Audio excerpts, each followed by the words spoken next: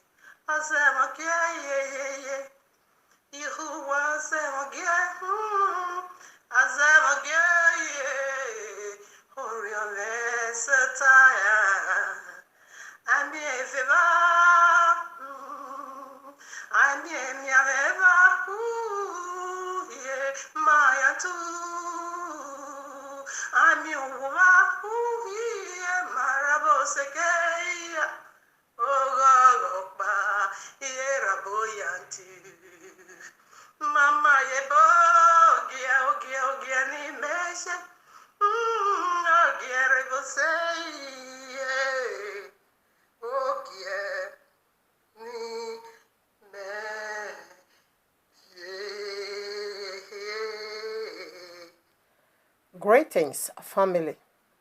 Greetings from Abba Yahuwah, the Father of our spirits, to every one of us amid the light scattered in the four corners of the earth. Greetings from the family of Yahuwah, right from heaven, way down here on earth. Hallelujah. Quickly, let us go into the word of Abba Yahuwah, as he said, "Man shall not live by bread alone, but by every word that proceeded out of the mouth of Abba Yahuwah," in order to get our spirit ready for the reality of eternity. Here we are in the heavenly courtroom of Abba Yahuwah with this powerful message already titled for you and me, Iyore Blanca White Penis, and Eddy the host as followers.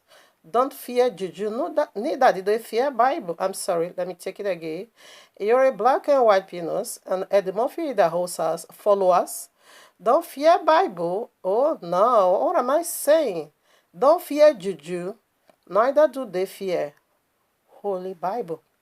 All right, part 3. We have already established 1 and 2.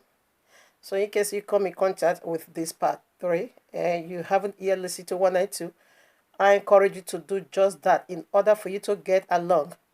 All right. So right now, let's dig in. Like I said, I'll be talking about this vision. I think we started this message or this topic, two weeks Shabbat, till June 6. All right. So by His grace, we're going to do the finish it today. All right. All right. Now this goes to the elect. All right. In my contact on Facebook, also on YouTube. We are all preceded towards eternity. Whether you are pagan, you are believe, whatever you hold on to, we all believe one fact, that there is eternity, and that is where we are all heading into. All right, so that will not depend where you want to spend or who you want to spend your eternity with. Now, this goes for the elect in my contact on Facebook and also on YouTube. Matthew 16:28, listen. Verily I say unto you, there be some standing here which shall not taste of death till they see the Son of Man coming in his kingdom.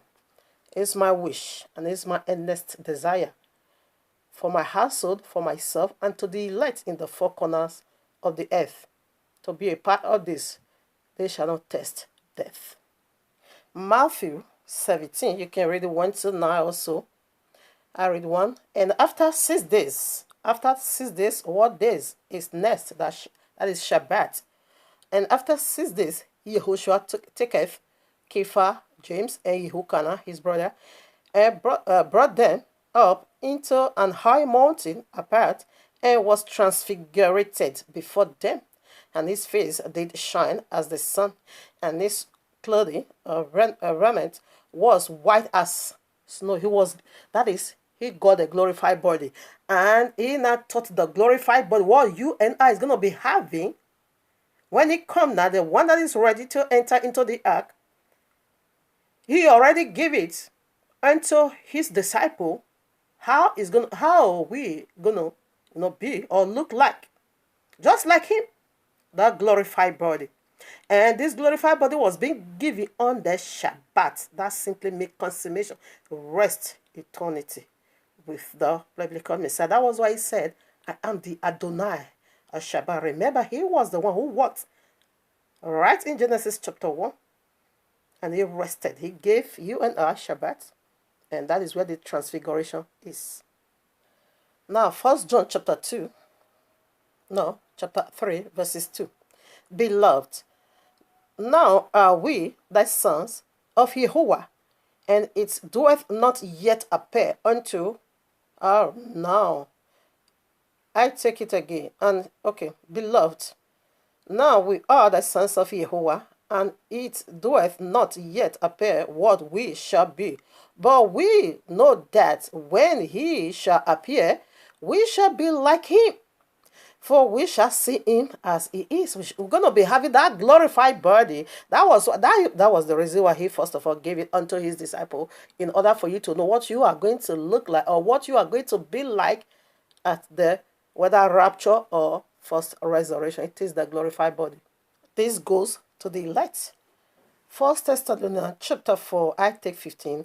For this we say unto you by the word of Yahuwah, that we which are alive and remain unto the coming of Yahushua shall not prevent them which are asleep. From the Yahuwah himself shall descend from heaven, for Yahuwah himself shall descend from heaven with a shout, with the voice of archangel, that is Michael. He's going to blow the trumpet of rapture, and with the trump of Yahuwah, that is the commandment of Yahuwah, and the dead in Yahushua shall rise first. Then we which are alive and remain shall be caught up together with him in the clouds, to meet Yahushua in the air, and so shall we ever be with Yahuwah. Amen. We still put some more. 1 Corinthians chapter 15, Act 51. Behold, I show you a mystery. We shall not all sleep, but we shall all be changed. All right. There's my glory. 52. In a moment, in the twinkling of an eye, at the last trump, for the trumpet shall sound, and the dead shall be raised incorruptible, and we shall be changed. For this corruptible must put on incorruption, and this mortal must put on immortality. Is this your portion? Yes, this is the portion of the elect, and this is the vision I saw. So before we go into the vision, I just want to give this word as Abba Yahuwah give it unto me. So I should pass it unto the elect in my Facebook contact list and also on my YouTube contact list. I said, give it to them. This is for them, and this is what I saw in the vision prior to this Iyore and the Murphys are madness. So let us begin to put some. We are still going back right now again to Jeremiah or Jeremiah chapter 35. I want to pick just one word over there. Deliberate or liberate a little bit on it. Then we will now go into this unbelievable or unspeakable unique vision. You know, prior to what we studied, two weeks Shabbats, Revelation 3, 14 to 16, Messiah said, I prefer you to be cold or hot. Okay? He said, but look, I'm not going to take it. I'm not taking that from you. So let's see to 1 and 2. Part 1, we talked about, we discussed how to be cold or how to be hot. And the part of the lukewarm. The very one is going to spew out. Listen to it, okay? So let's go to where we're supposed to study. And before we start reading, I also my father preset it with Matthew 24, verses 10 to 12. That Messiah said, because of the wickedness of these false prophets, he said the iniquity shall abide. That is, iniquity is going to fill the whole land. And the love of many for Yahuwah is going to be direct. He said the love of many is going to be wascode. Simply means what? That is the love of many for Yahuwah is going to be directed unto idol worship. And today we see this professor has already been a progress. A lot of people don't go to service anymore. I don't have money to need to pastor. So a lot of them prefer not to be going to Babalawo. He said because the love of many for Yahweh is going to grow cold. Iniquity is going to be rampant. That is, iniquity is going to become the lifestyle of the whole world. Many are called, few are chosen. It's coming. It's like the days of Lot and like the days of Noah. Judge for yourself. What time are we now in the spirit realm? We are simply in the days of Lot and in the days of Noah. Now, in the days of Noah, how many people say it was the judgment of the whole world? Only 8. Now, in the days of Lot, it was a country to country judgment, Sodom and Gomorrah. How many people? Only 3. From 2 countries, only 3. That is how disastrous it is. So that is the word for the elect. We are blessed. So right now, let us begin to dig into the finishing part, and we will now add a vision. So the light, he said, some of you over here today that will never taste death. And what could that be? You're going to rapture. That is good news for you. And that is the vision I saw. You'll be exempted from the double wrath that is coming. Revelation, we got to wrath.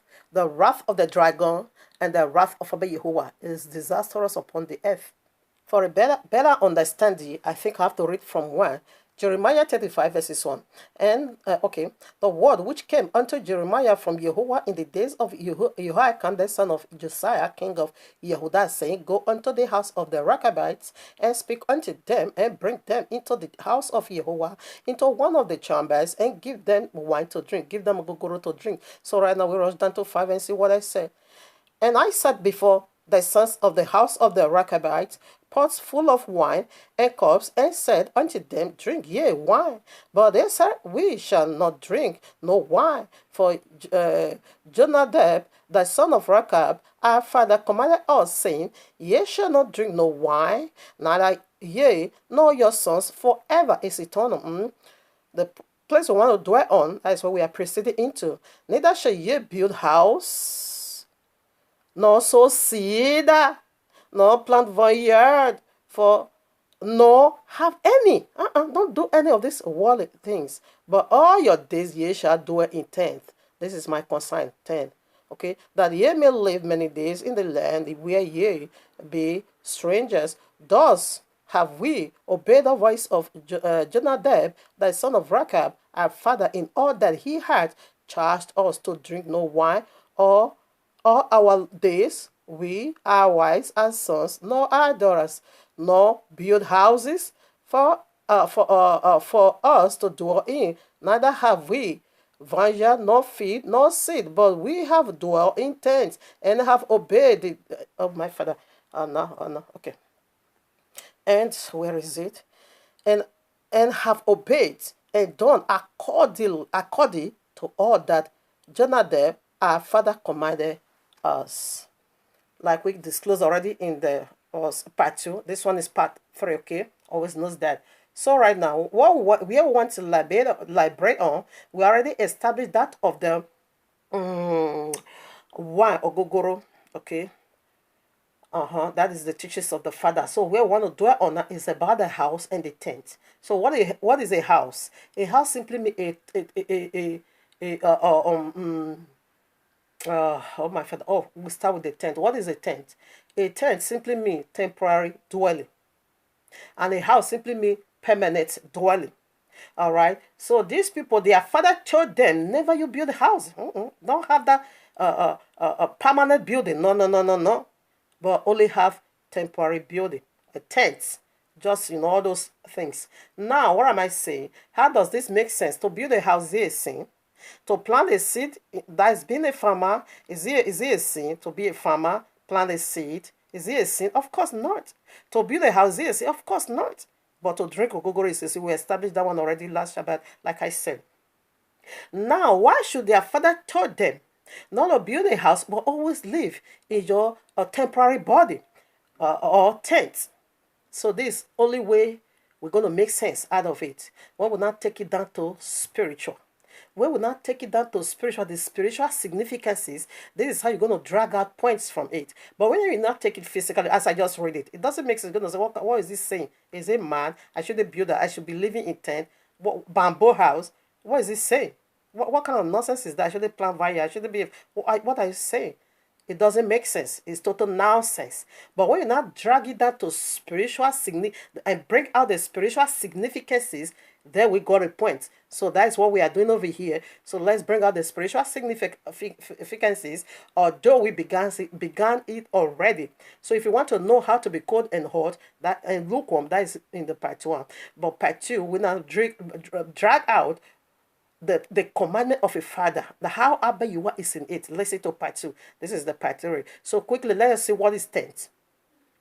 As I already said, tent is a temporary dwelling, while house is a permanent body. So how does it work?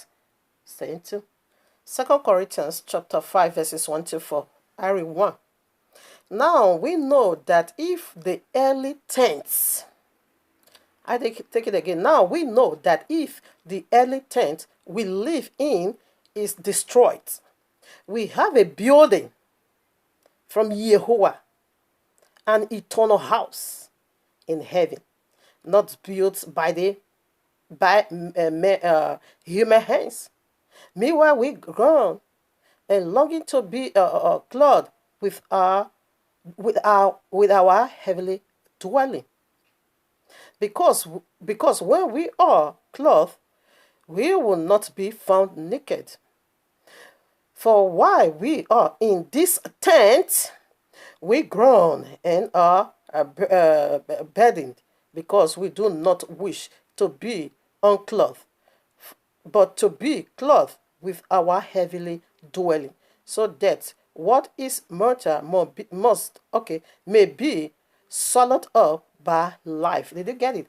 This is our physical, this very body we carried is the tent. The glorified body is the building. And that glorified body is the very one Abba YAHUAH, ordained you to be. That is a glorified body. You're going to be like an angel.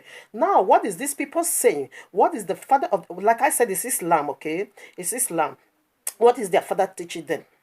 Don't go to the glorified body. Remain in this your early tent.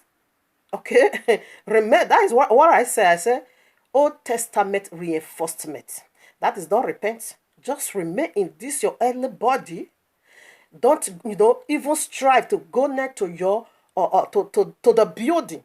We know tent is just a temporary building, a temporary whatever. We see that in the Old Testament. You can check Numbers 33. You're gonna see it. We begin to do a camp from a tent to tent, where we were unrest, moving from a place to place. We see how the 42 camp our forefather camped in.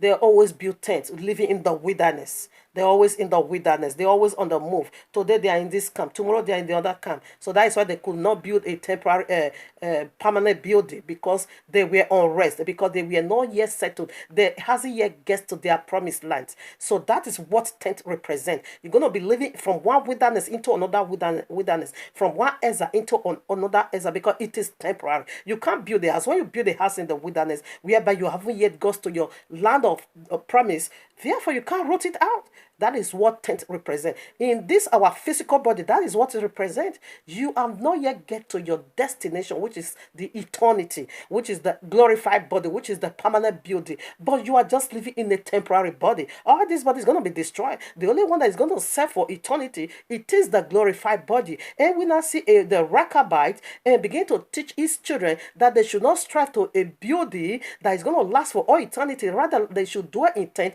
forever. What is tent? you see it is a temporary dwelling. And remember, when you now also go to that's Jeremiah verses 30, chapter 35, verses 19. Abba Yohana said, because the sons of the Rechabites have obeyed the voice of their father, he said they will not like a man to stand before him. To stand, what does it mean? Now, when it goes to Genesis 25, I think 25 or 26, we see our father Jacob hold very strong the feet of Esau. And say, what is standing? He hold the feet of Esau.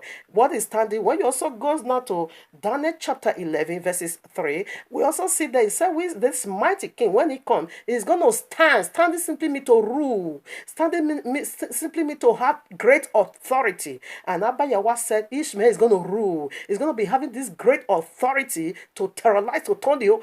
He's going to teach you how to be cold, in other words. Be cold or hot. That is the logo of this message. Be cold, be babalawo. To be cold is to be pagan, and to be hot it is to run with the truth that you know from the Bible. It is to run from Genesis to Revelation with the truth you found right in there, undisputable. That is hotness. Lukewarm. We're not going to take that. That's what that Islam is coming to teach you how to be cold. That's it. Now I want to put some places in Quran for you. You know what Abba Yahweh said is that the sons of Rechabites won't like a man to stand. A man to stand before is a man to officiate for people before Yahuwah. That is the meaning of stand. He said they will not like a man to stand before him forever. Why is it forever? Because Islam is the last empire, the last beast or dragonic empire to go, the last goat empire to go. It is Islam. The last horn to be broken, it is Islam, because they have 7 heads. 6 is already being broken, 1 head to go. That is the forever. He said he will not like a man to stand for me, before me forever. A man to stand before Abba Yahweh, it is a princely office. It is to officiate for the nation. Ishmael is going to officiate for the nation for 1,000 years. Now, when you go to that number chapter 33, you're going to see the 42 camp or the 42 tents we built, because we are building tent from a camp to camp because we hasn't yet got to our destination. And we now see that the Rechabite now taught his children that they shouldn't build a permanent building, which is the glorified body, represent the glorified body, but rather just dwell in your temporary building. That is the tent. Okay, live in the wilderness eternal. And we know the dragon is going into eternal wilderness in Revelation 20, excuse me. What is the eternal wilderness? It is simply the link of fire. That is the tent he taught his children to dwell in eternal. Don't ever have a glorified body. Don't go to the permanent building. Any house you build with a block is permanent. You can't build a house block in the wilderness while you are still moving from place to place. You can root it out. But for the tent, of course, easily you can do that. Okay? Okay, we put some more.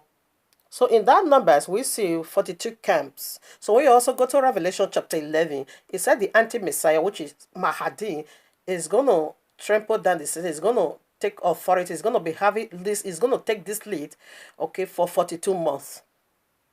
That is the 10th and 10th. That is the last time. The 42 months simply means 3.5 years. That is the great tribulation.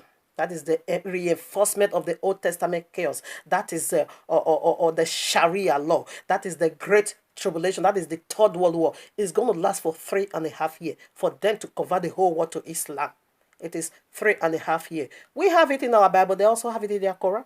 It is a sure word, because Abba Yahweh said the son of Rechabiah, because they really know how to keep the teachings of their father, therefore they will not like a man to stand before him forever. To stand simply means to officiate. Listen to part 2, okay? It's not going to be repeating one word. I put some more. I give you the scripture, Genesis chapter 1.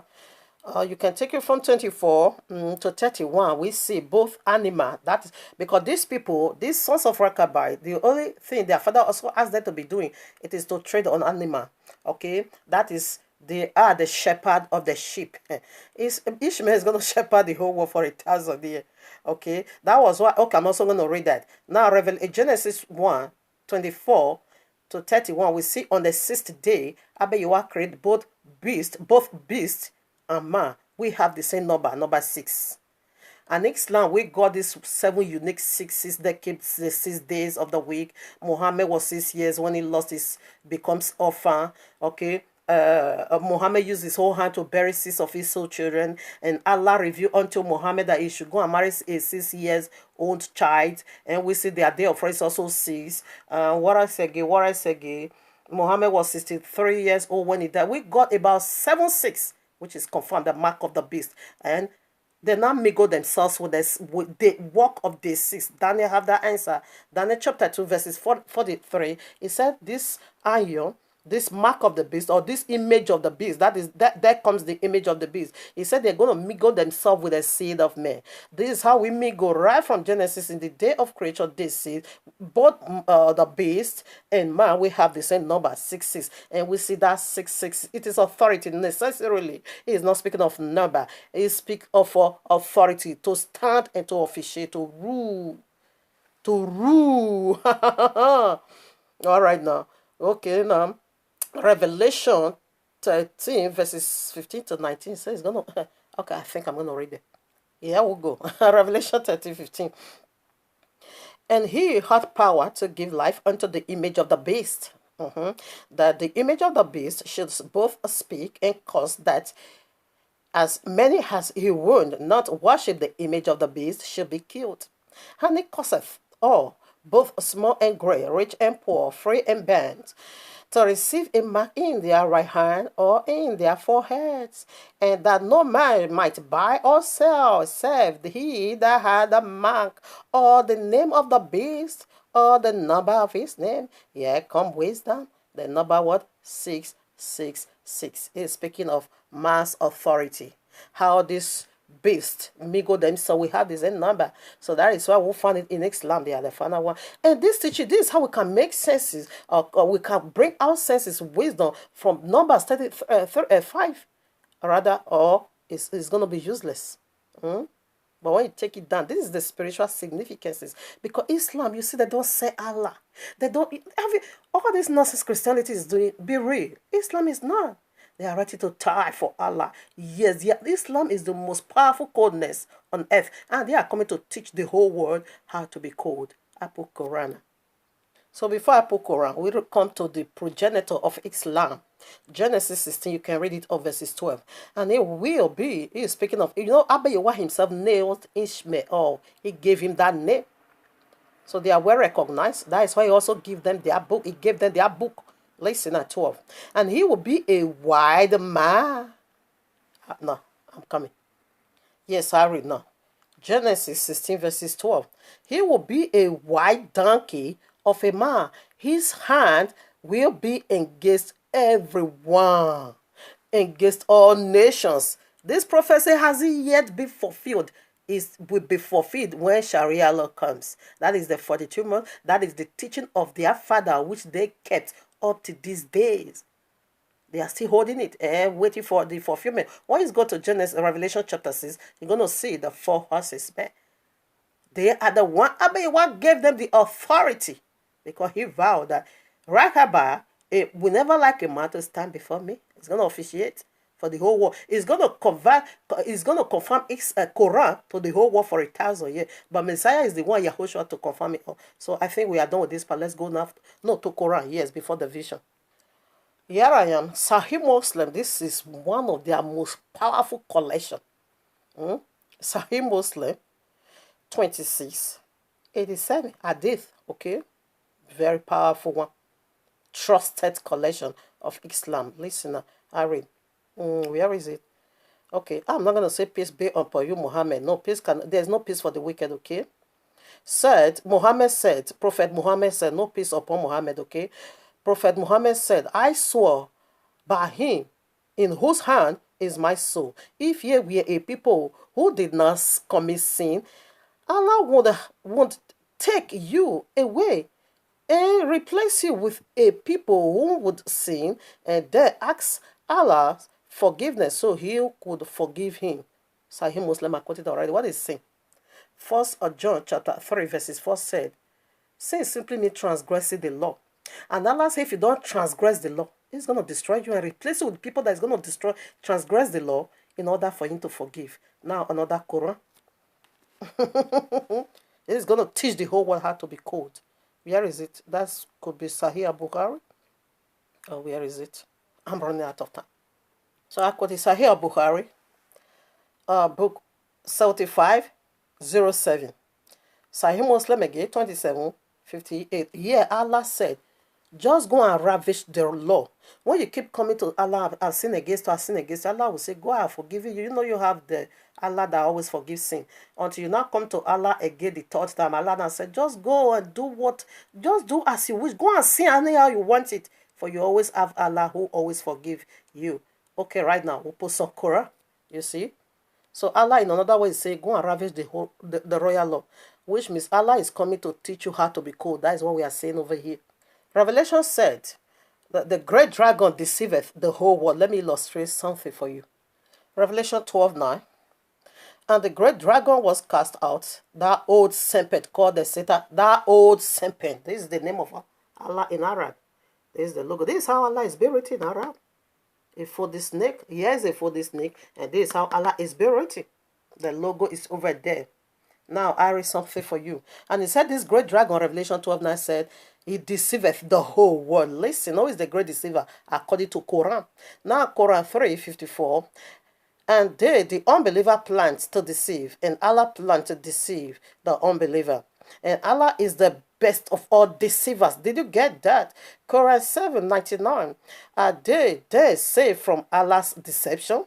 No one feels safe from Allah's deception except those that shall perish. That is a pure lie. Except though the only one that is going to escape Allah's deception is going to be those that is so hot. You get ready for rapture. You're not going to take crap. Or else it's going to convert you and teach you how to be cold. Now the third month to go. Quran 8:30.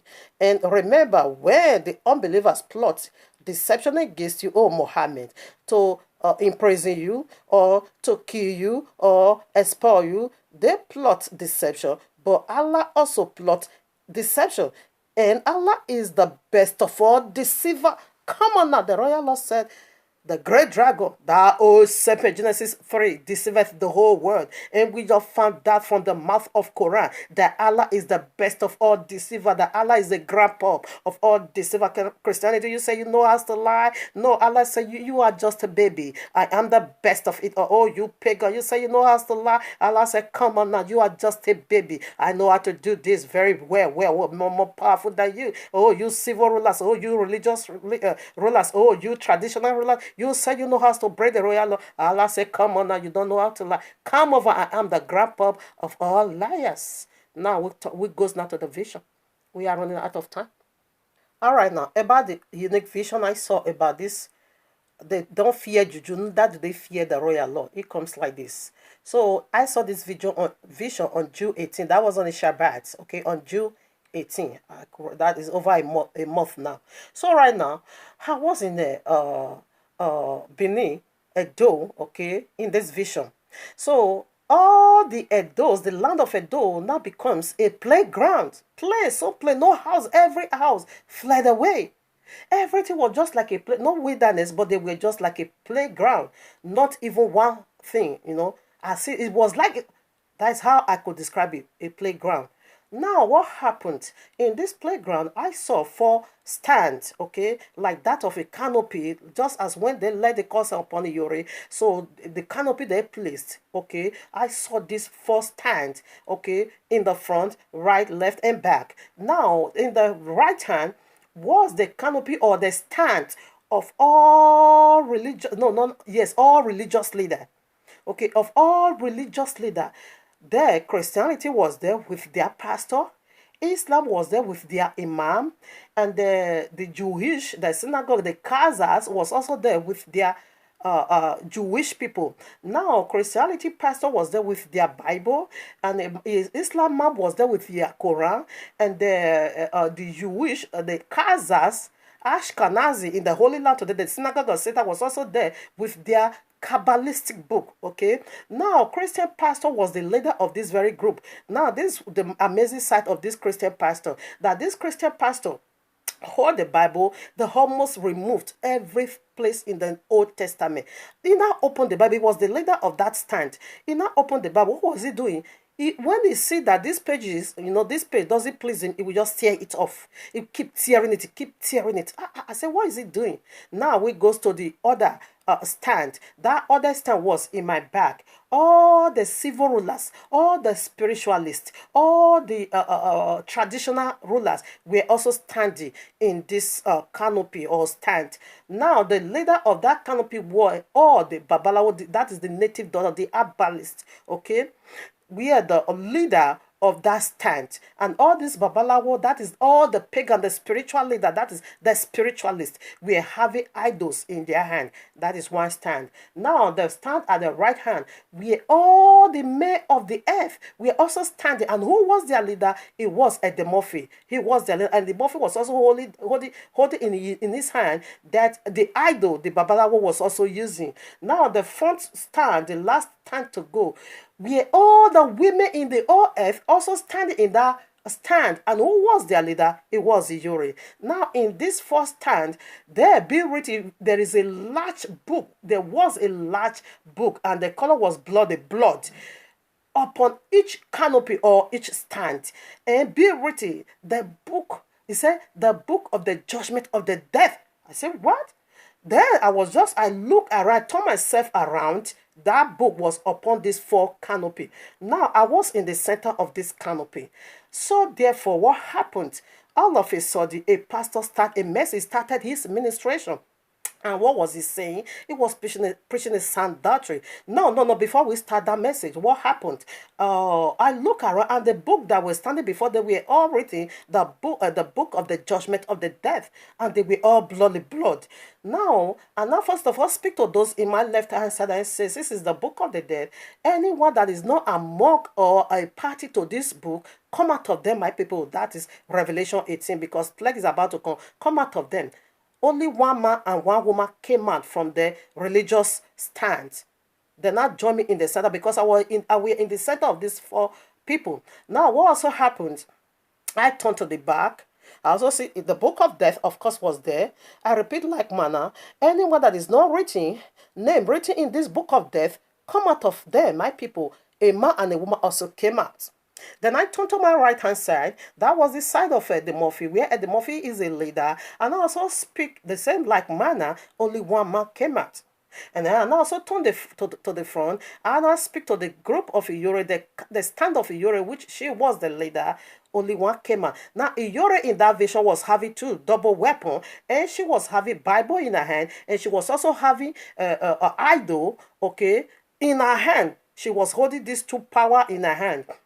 All right, now, therefore, now speak first of all to those in my left hand side and say, listen. Eddy and Iyore was just like a snake with one body but with two heads. It's like you see, from the other side, a man and woman came out. From the other side, man and woman came out. But from Eddy, because Eddy is the leader of a man, only one man came out. And from Iyore's side, she's the leader of the women. Only one woman came out. So we all together in that circle, we are not 7. So it's like Eddy and Iyore, they are sharing the same power, the same authority. The man will lead the man, and the woman will lead it's like we are just like a snake, one body with double heads. That was how I can illustrate why are they sharing the man and the woman. Now, and I turn before you know it, the pastor, takes over his ministration, and I begin to minister, and I begin to speak to where he belonged, the stand, and say he was teaching a very sound, good doctrine that this is the sin we cannot do. He said, whosoever that commit this sin, which means you are sinning against the land. And he said the land is going to spew you out. Oh, my father, as soon as I heard that message, I and the other 6 people that were with me in the center, it caught our attention. It directed our attention to him. Oh, when I said, wow, he's preaching sound doctrine right there.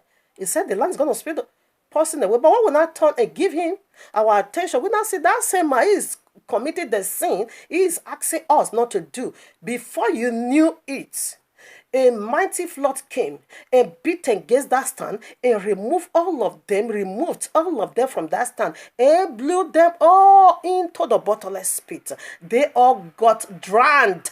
Not just we that also gave him our attention, the flood also flush all of us away and also pour us on top of the bottomless pit. The side of it was that we did not get drowned. We were just on top of the bottomless pit. Now we now begin to cry, Abba Yahweh, have mercy, don't destroy us with the wicked. We never know when someone is under curse, you cannot listen unto him. So as we begin to cry, therefore, Abba Yahweh now send a wind and he now blew us out of the top of the bottomless pit and put us on the dry land and said, run for your life. We now begin to run. We now run to the back. As we also run to the back, and we also see the Babalawo, they break out all those Osusumaja and all those Ogwega and repeating exactly what our pastor also said. Okay? And I said, wow, that is a sound doctrine right there. When you make this sin, you are sinning against the land is going to spew you out. Oh, my father, before you knew, that one also caught our attention. Okay? Before you knew it, a mighty whirlwind. Oh, my father now beat against all of them and poured them again into another pit. That pit, there was no water, but it was full of darkness. In fact, the darkness, I cannot even illustrate it. So dark. Only their lamenting voice you can hear. He removed all of them, throw them all straight away into the pit. Now, we didn't know where we were, but we also cried, Father, have mercy, don't destroy us with the wicked. We never know when somebody is under curse, you cannot listen unto them. We never knew, as we also pleaded for mercy, a light down shone upon us.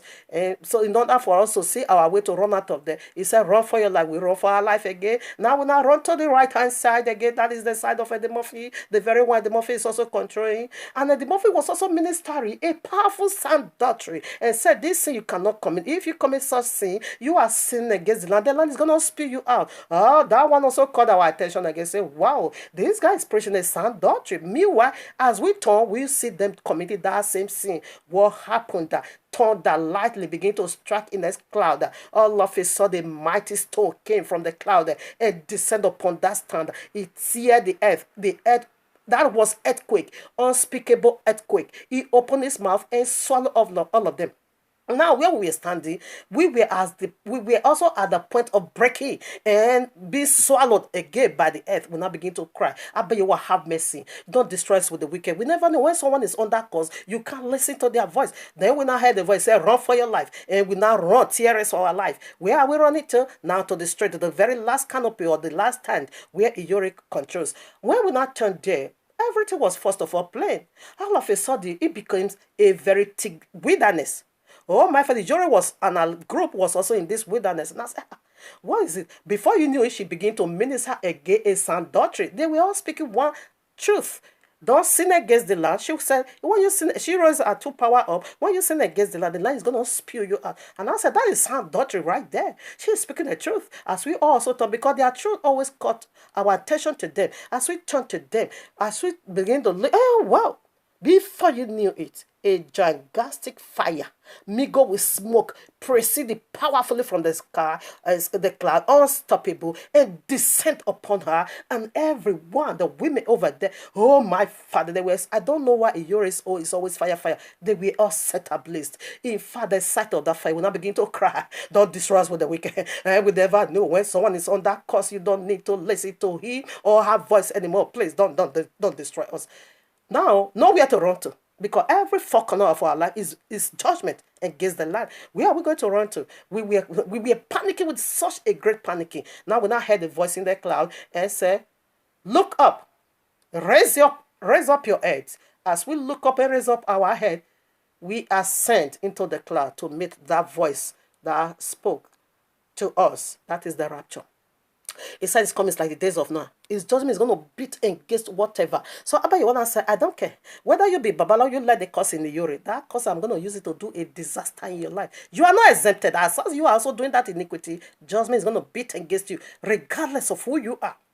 All of this sang. Now let us quickly put scripture because we are running out of that. It was a dreadful sight. But on a gate, upon the seven of us that rapture into this cloud, it was a good news. That is the elect. Numbers chapter 28, I read. Say unto them, as surely as I live, saith Yahuwah, as ye have spoken in my ears, so will I do unto you. By your own words, going to be condemned. Matthew 12, 36 to 37, I read 37. For by thy words thou shalt be justified, and by thy words thou shalt be condemned. That's it. Leviticus 18:28, that the land spewed not you out also, when ye defile it, as it spewed out the nations that were before you. When you sin against the land, it's going to spew you out. Leviticus 20:22 also said the same. 1 Corinthians 9:26-27, I read 27. But I keep under my body and bring it into subjection, lest that by any means, when I have preached to others, I myself should be a cast away. Abba Yahweh says he's going to cast you away regardless who you, whether you be Babalawo, that place, that causes, whereby your hand is not clean, you will be cast away. Islam, whether you are coming to teach the whole world how to be cool, still you will be cast away. This is how he's going to do it. It was dreadful. We still put some more. Daniel chapter 2, you can read it all. It is about Yahweh taking back his kingdom. I read 34-35. Thou sawest still that a stone was cut out of a stone was cut with our hand, we smote the image upon his feet that were of iron and clay, and break them to pieces. Oh, my Father, I'm running out of time. And break them, where is it? Oh, Father, have mercy upon me. Okay, and break them to pieces. Then was the iron and the clay, the bronze and the silver and the gold broken to pieces together and became like the shaft of the summer threshing floors. And the wind carried them away, that no place was found for them. And the stone that smote the image became a great mountain, and filled the whole earth. That is the kingdom of Abba Yehovah. You see how he destroyed all 4 kingdoms and throw them all out. And he's always going to stand, which is the 7. Always remember number 7, it is perfection, it is Abba Yehovah. That is the 7,000 year we are proceeding into, where the kingdom of Yehovah needs to come down. That same chapter 44-45. Daniel chapter 2:44. And in those days of these kings shall the Yahuwah of heaven set up a kingdom which shall never be destroyed, and the kingdom shall not be left to one another, but it shall break in pieces and consume all these kingdoms, and it shall stand forever.